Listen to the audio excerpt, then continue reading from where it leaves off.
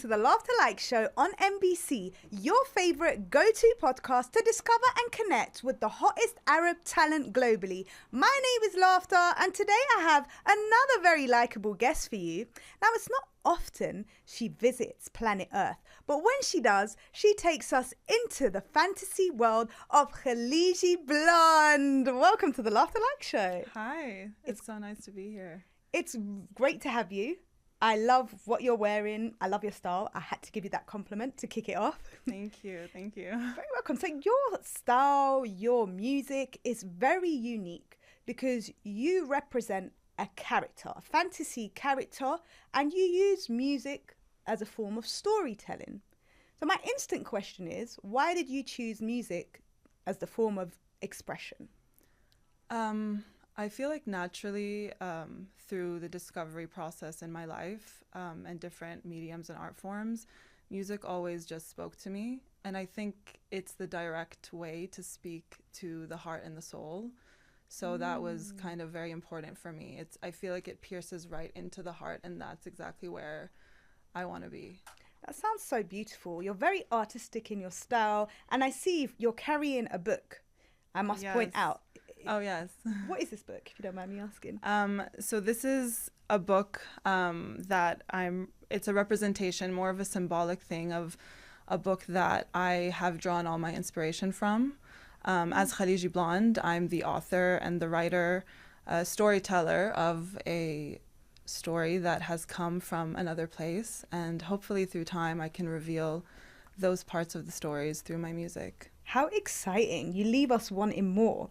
You're dangling a little bit. You've started to release a few songs here and there, which I absolutely love. I love your music. I felt like I was in some sort of fantasy. You really took me there. But yeah, you're here and you're narrating your stories, and there's going to be more to it by the looks of it. And I really can't wait to see where else Khaleeji Blonde takes us to. I'm following the journey. How would you describe the world of Khaleeji Blonde? For now, I want to keep things a bit more mysterious, but it is a fantasy world. And I think a lot of people who have been following along the journey are slowly getting to see that world. And a lot of times when I put out a song, I do like a behind the scenes pack with it. And it's a bonus pack that people can access. And I do a little bit of glimpses there with images, storytelling. So I think as I go, people will figure it out along the way.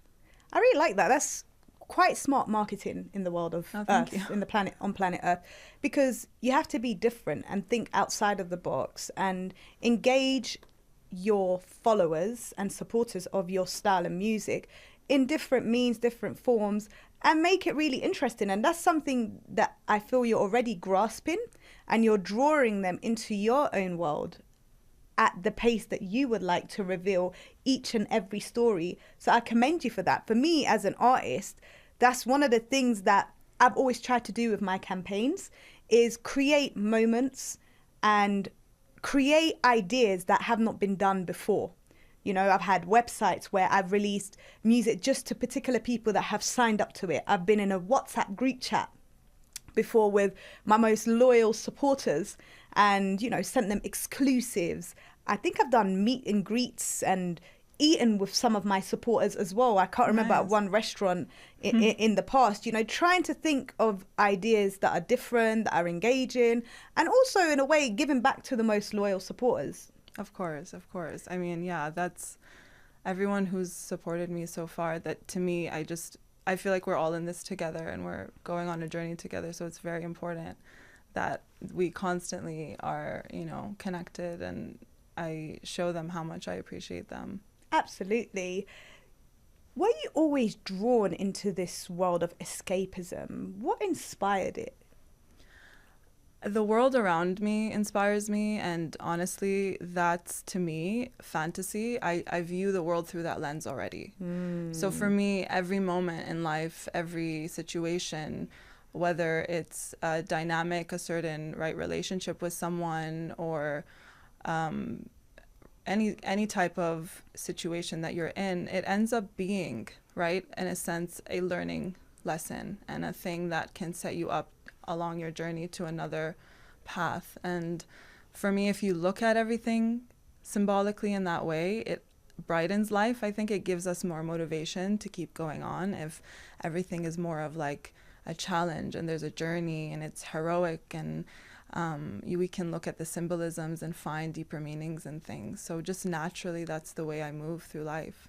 That's true. If it was plain sailing, life would be boring, I think. So we need a little bit of that challenge coming in our way, and it teaches us skills. It builds us, allows us to grow. And like you said, it can really help with your musical side of things, because you can think about it from a creative place and draw from it and allow that depth to come in and have so much meaning in just one song, rather than it being this kind of throwaway song, to say, where it doesn't have that much depth to it. Are you someone that makes music with meaning? You're not someone that tries to be commercially accepted, to say, as per se? I mean, I think being commercially accepted is totally fine. Okay. I think when I personally make music, I'm always thinking about the story first. You know, what's the story? Where are we in the journey? Where are we in the part of the story? And how can I best translate that? And if it has to sound maybe more commercial, that's okay. And if it has to sound another way, then I go where the feeling goes and where the story goes. Oh, I love that. So you're free, you're open, you don't really have restrictions.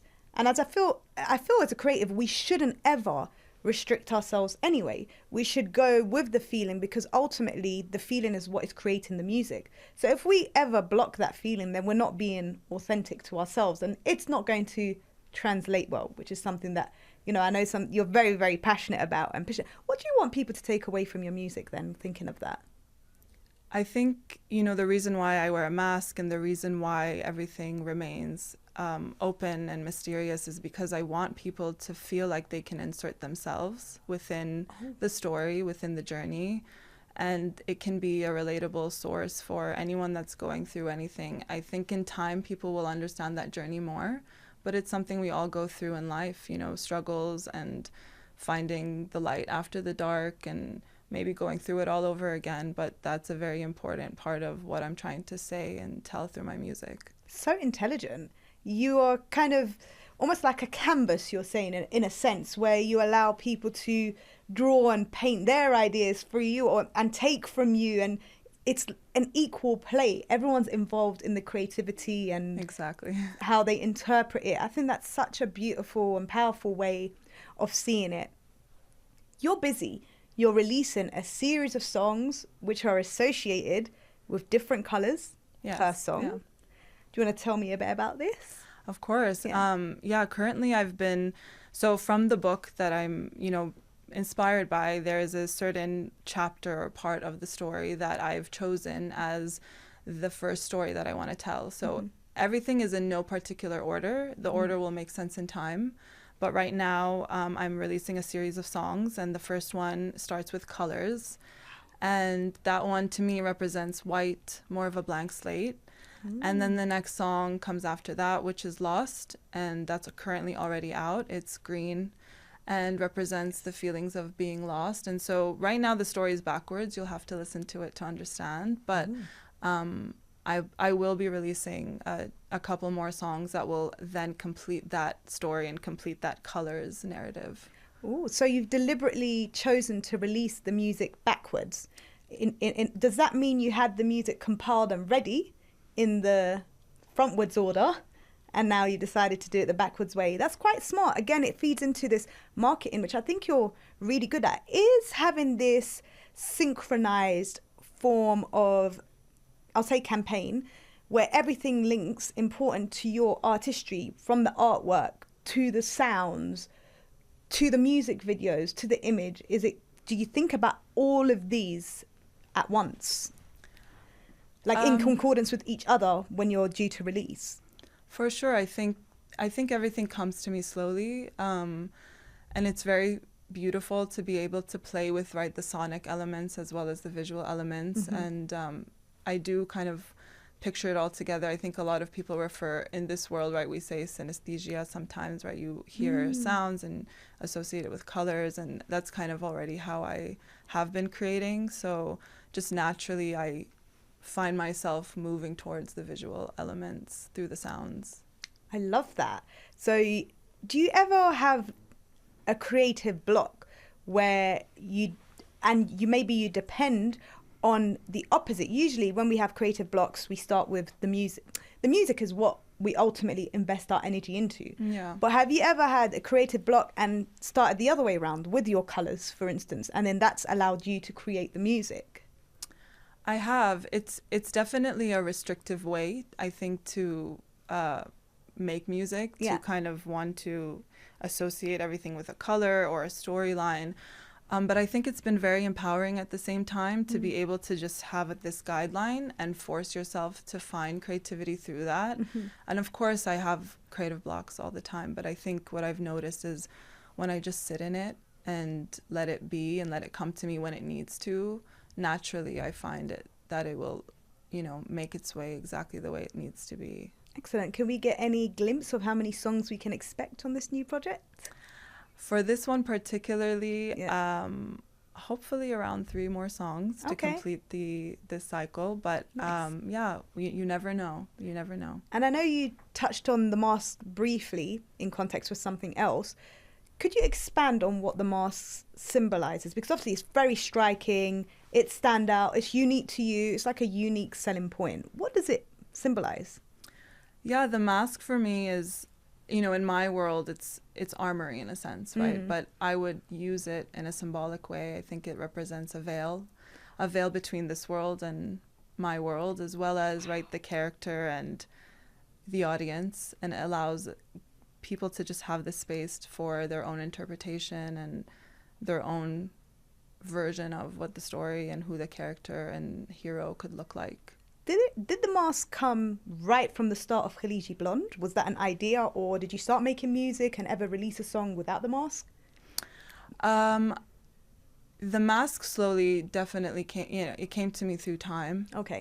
When it needed to. I think this is part of the artistic process for any artist that is coming up or trying to figure out what their brand looks like or what they want to do and what that story looks like. It always kind of has to unveil itself through time. So I never put pressure on having to know everything all at once. So the mask did definitely come through in time, but it was something I had in mind in a sense of how much of my identity do I want to show, because I do want to center the music and the sound more than a person or a persona. I love that. And the obvious thing here is you're breaking stereotypes, in my opinion, of what we should look like as artists. You're being unique, true to yourself, and something important that you've just said there, you're making it about the music, which is core and key, and that's something you're passionate about and within your own right to do, and have the listeners focus on the music and come into your own world. You're essentially creating your own universe. Exactly. Now, saying you're, in your own universe, is it easier for you to block out the opinions of others from planet Earth when it comes to music, or do you still find, that you might feed into it slightly as a creative? I think at the end of the day, it's just so important to stay aligned to who you are and what's true for you. And I just keep going. I only listen to the voice in my own head, I would say. Oh, I like that. Listen to your own voice. So we need to make a song about that as well. Exactly. I feel like that would be a great song. Do you ever make music thinking, oh, you want it to go viral? What's your sole purpose? Of course, every artist probably wants to reach a larger audience, right? And for me, the intention is to reach a larger audience just so I can connect with them on a deeper level. But I think at the end of the day, I just find so much joy in just getting to be creative and do what I do and put out the music that I love in the way that I love, because I think it's just a lot of pressure to think about, right, the grand scale of like virality or whatever it is, that success and that meter that perhaps feels right like a far off thing and not something that is just realistic day to day. Absolutely. It's a pressure that all artists face, including myself when I was starting out. I'd say when I say downfalls, I don't mean it's led me not to be successful. to my personal mindset and my personal health when I was first starting out would be this focusing on the metrics and whether or not it's translating and worrying about the vanity measures per se. And that really can tamper with your confidence, with your want to continue in the art, and you feel to give up. I felt like that. I've almost sabotaged myself over silly things early on in my career. Now I could say I make music with a passion for the love, and it makes me so much happier not having to focus on that. However, like you said, each artist still wants some sort of response, a reception. Otherwise, if you're just making music and no one is connecting to it in one way or another, either you stop or you rethink and you need to rework, improve, get better. Would you say you're someone that really understands your craft and what you do creatively? Do you think you're at where you want to be?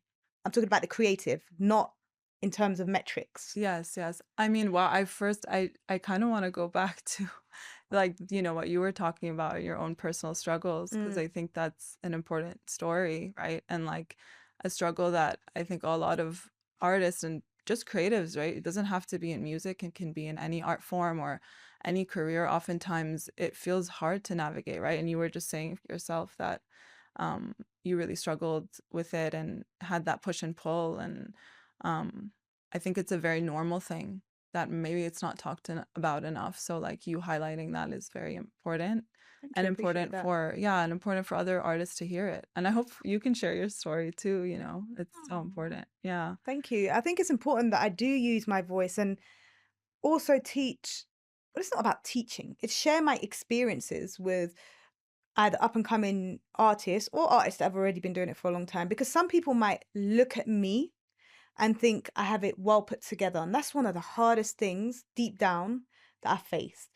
She's got it all together. It's easy, or she just knows what she's doing. Even family members just think she can handle it. Yeah, She's strong enough, because I just complain less, I guess, or don't open up my emotions and express the real struggle sometimes. And I think it's important to highlight the reality, especially from someone that seems, that's out there in the yeah, public eye, which I to some extent am. And I'm making, I'm on the Laughta Likes Show. I've done other things. I've performed here. I've gone on my tour. It could seem it's easy. It's not every step of the way there's struggle. And one of the biggest things I've learned, even through the big artist, is no matter how big you get, there's always going to be struggles and pressures. It's just different.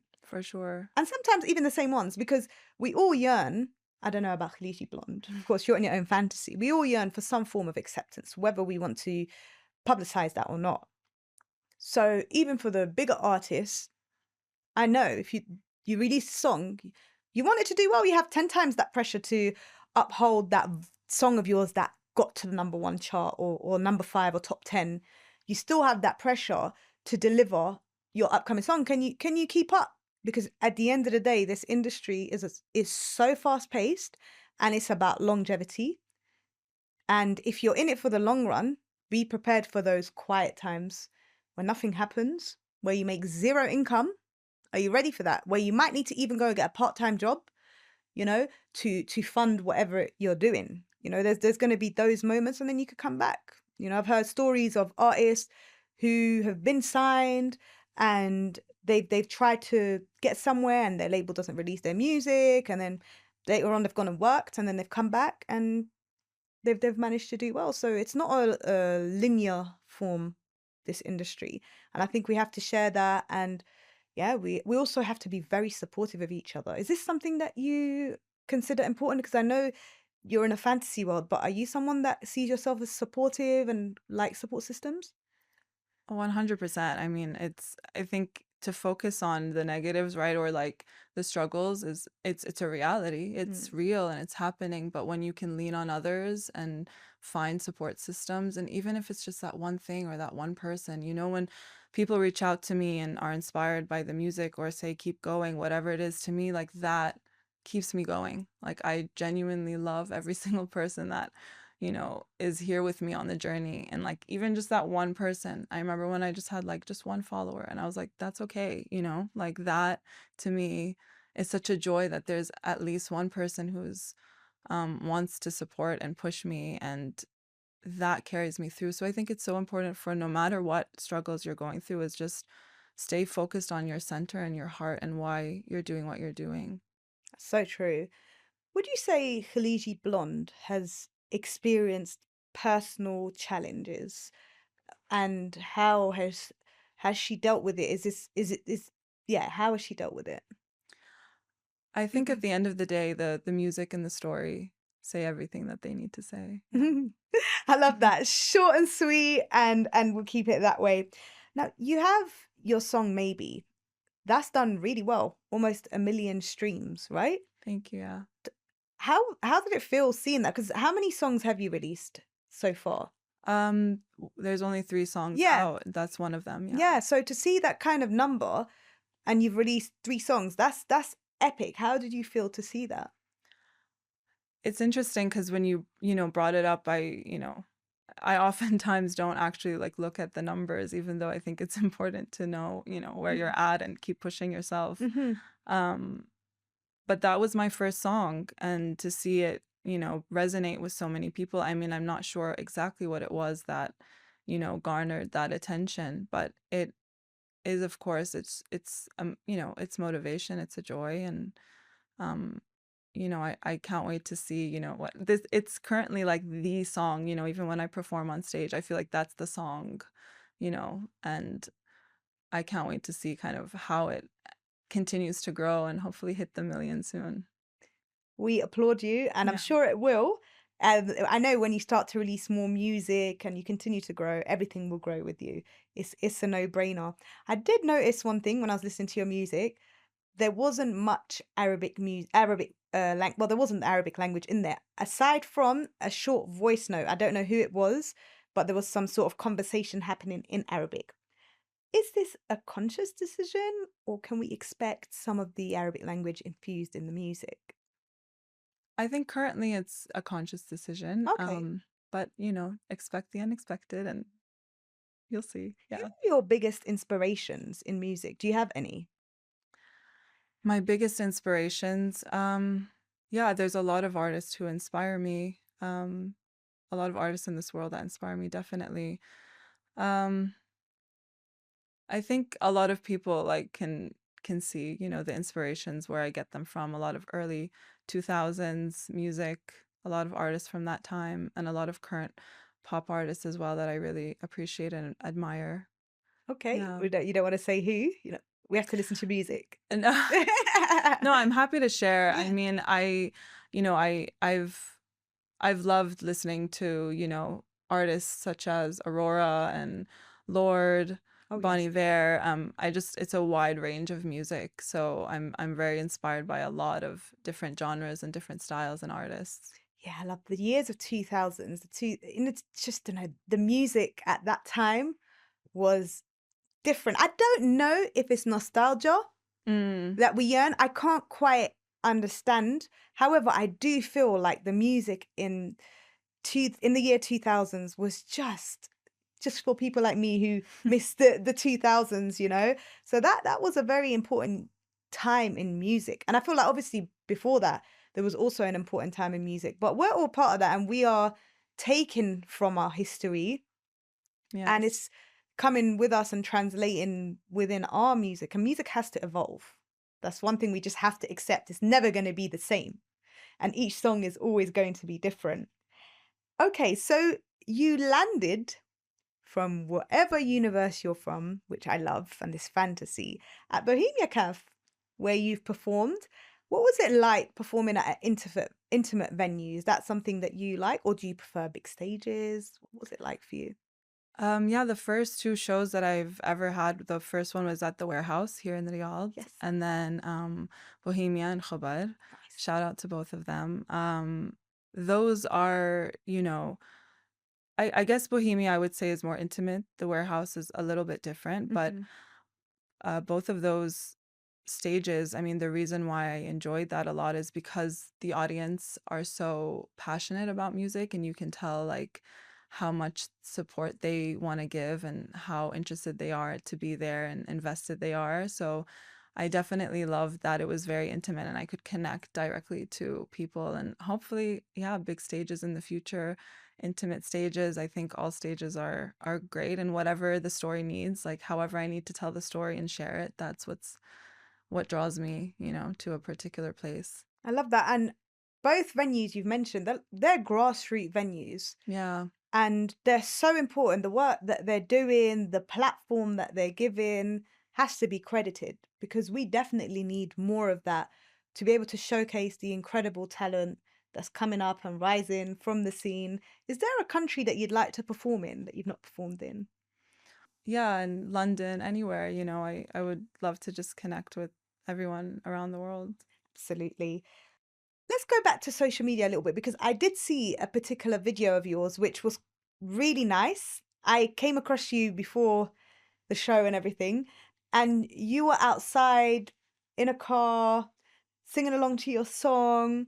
Would you say social media is a useful tool for a creative like yourself, or do you use other means to share your music? I think whatever an artist finds, and in terms of ways to connect to their audience, to each their own. However, I've found slowly through time, I wasn't using TikTok earlier on, but recently I've tapped into it and I actually really enjoy it and enjoy the audience there. It feels like a very different audience, and I think every platform has a different feel, a different audience, a different way to use content to your advantage. So true. At one point, I was overwhelmed with the amount of different platforms to share, promote your music, because I was like, this is too much. I think I remember when it was Instagram. No, it was Twitter and then Instagram.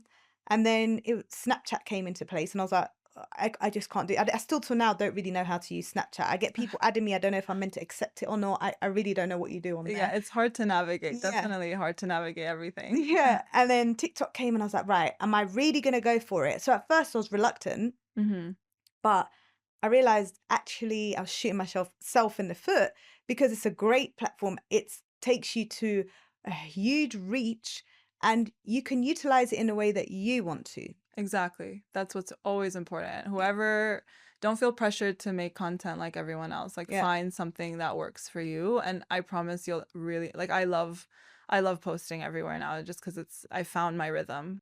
Yes, I feel like I got something today, but we're still a mystery, which is something that's part of your brand, part of this fantasy that you've created, and you're doing it excellently. And I can't wait to tap into the world of Khaleeji Blonde some more.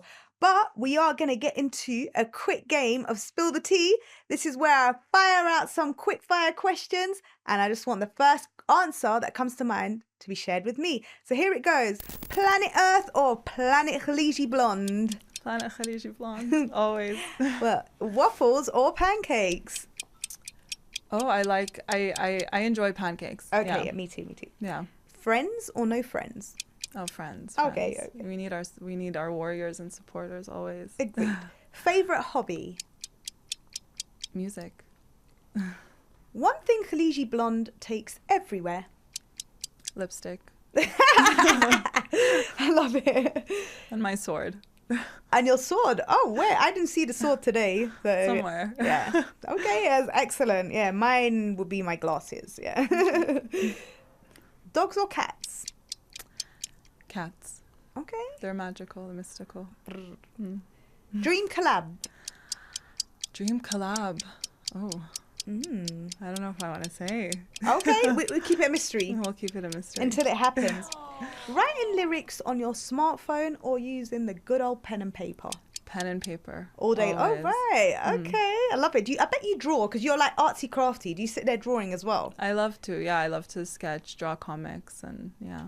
Do you draw your lyrics ever? Oh, I'll doodle, but maybe not draw my lyrics. Okay. Not fully, yeah. Maybe not yet, though. Yeah.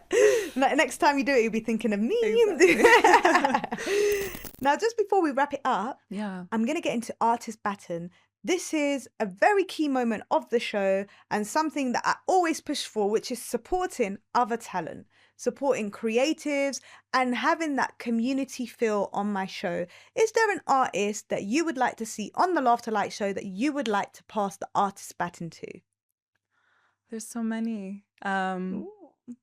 can I pass it to two people on my mind right now? Go on. For you, you get the exception because technically we've got two worlds here. Cayenne and Gimmicks. Very, very good answers, actually. Shout out both. Really appreciate that. I think that is a good shout. Thank you so much for blessing my show, bringing us into your aura and vibe and energy. And this mystery will forever keep us drawn to you. And I want to learn more, discover more. I'm going to be supporting the music. Thank you. Definitely got my love here on the Laughta Likes Show. So thank you. And thank you for tuning in to the Laughta Likes Show on NBC. Join me next week as we continue to deep dive into the minds of the creatives shaping the future of Arab music. Make sure you tune in to NBC Loud where I'll be playing music from Khaleeji Blonde and more. For now, it's your girl Laughta. I'm out.